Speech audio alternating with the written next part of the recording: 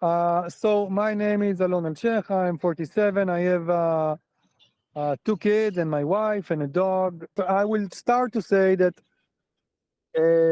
in Iran we had a great miracle. I will tell you about it. I think it's a great story.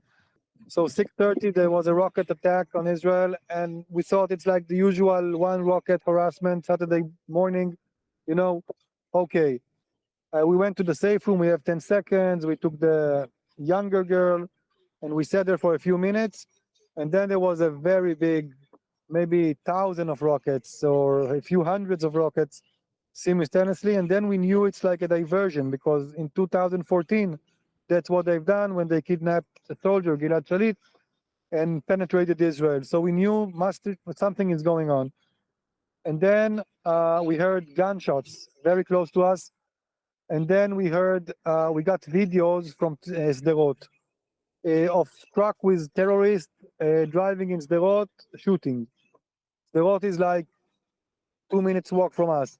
So we understood that it's nothing, we are not in Kansas anymore. I mean, nothing would be the same. And we locked the safe room and we sat there eventually for 16 hours. Most of the time we didn't have electricity and didn't have cell phones. So we practically didn't know what's happening. And we thought that as far as we know, there are people out of our home and in the kibbutz trying to kill us. So we sat, with a hammer and knife and baseball bat.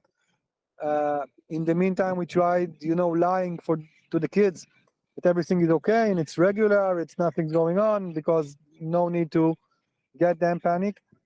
In parallel, we have the situation unfolding in Faraza when we get WhatsApp messages from grandma that they are going house to house and close, and then they get, okay, they are in our near our house, it's our time, maybe it's our last message, and terrible messages, and people from outside, what's happening, what's going on with you, and we don't even know what to say.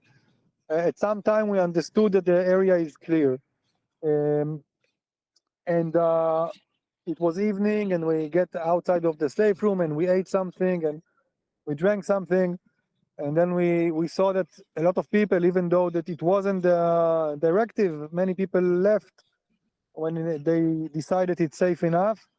And we talked to the security in our kibbutz, and then they organized the military, the government, I don't know, they organized the evacuation the same night at 2 a.m. And then we got to the hotel at the end of the trip, to the hotel in Tel Aviv. What really happened is that it was 6:30, and then our security squad leader, a woman called Inba Lieberman, I guess you heard about her, she woke up and she said to her father, something is wrong with the sound. I can't say what. Something is wrong with the sound. And she called all the security team, and she said, don't only be on call, please come to the armory and get the weapon. And it's very irregular. You usually don't do it after one rocket or a few rockets. It's not the protocol. And some of them said, why would we need to go? And she said, no, I have a feeling, let's go and take the weapons. They took the weapons. At the same time, one man that was working in Netivot, and he was in the military squad, he came back to Niram because of the alarm, and he saw a terrorist truck inside Niram. And he got and he said to everyone, I saw terrorists, there are terrorists in Niram. We need to close the gate. We need to do something. It's not the regular thing. And they called everyone, and then the power was cut because of a rocket or fire. We don't know, maybe cyber attack. We don't know. We have generators in the kibbutz. So Inbal and the others saw our infrastructure manager going in order to turn the power on again, to push the button. And nobody knows, even Inbal don't know why. She told him, don't do it. Don't turn on the electricity. The kibbutz, we don't have internet, we don't have nothing, we don't have lights. Well, what do you mean, don't turn on the electricity? And she said, if they don't have electricity, the gate will not open.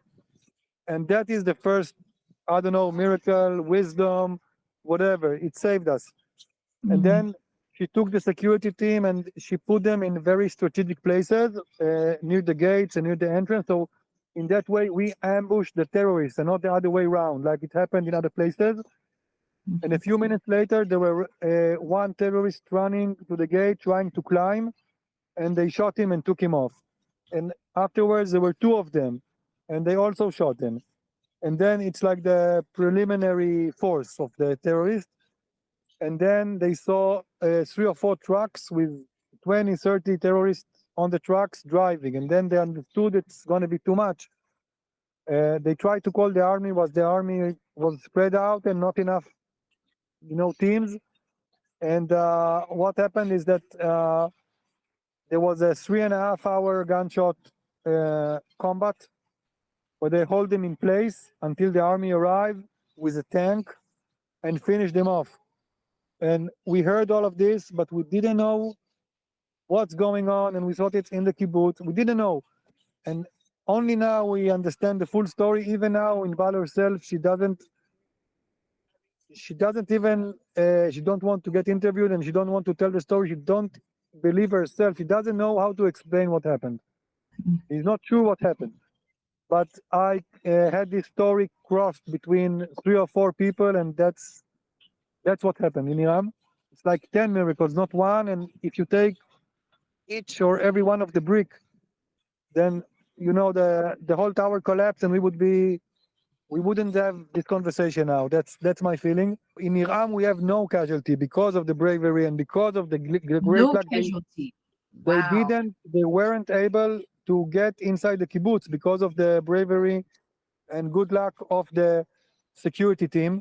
We do have casualties from the party, the rave, but not from the penetration. The penetration was stopped with, again, bravery, luck, faith, God, I don't know, pick. My house was built with Palestinian workers. We have guys from Gaza that are staying permanently in the kibbutz, working in the gardens and working in the construction.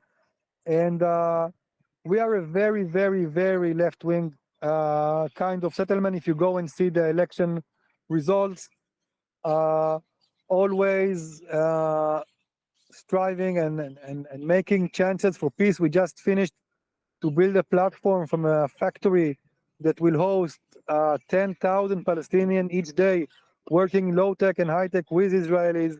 We did everything, but everything now is ruined because even the place that moved the Palestinians to work in Israel was attacked and destroyed by the Hamas now. Their mission is to destroy the chance for a long-term peace and the deal with Saudi Arabia and everything. And that's the purpose, sadly.